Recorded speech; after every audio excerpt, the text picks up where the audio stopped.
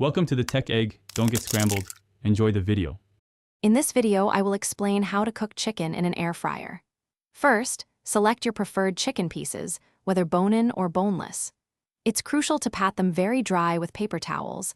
This step is key for achieving that wonderfully crispy skin. Next, season your chicken generously with your favorite blend of herbs and spices. Finally, preheat your air fryer to 375 degrees Fahrenheit, getting it ready for perfect cooking. Now, let's get cooking. Carefully arrange your seasoned chicken in a single layer within the air fryer basket. Remember, it's important not to overcrowd the basket. This ensures hot air circulates evenly, leading to consistent crispness.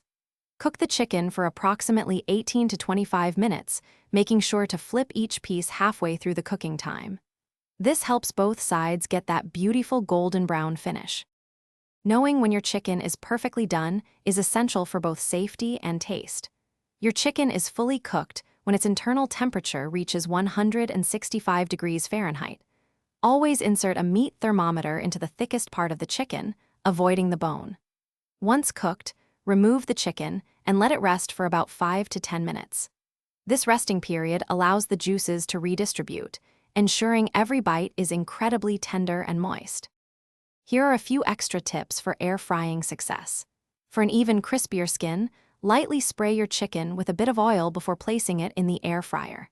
Try to resist the urge to open the air fryer too frequently during cooking, as this can lower the temperature.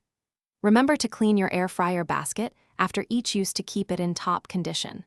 Finally, have fun experimenting with various marinades and rubs to discover new favorite flavors.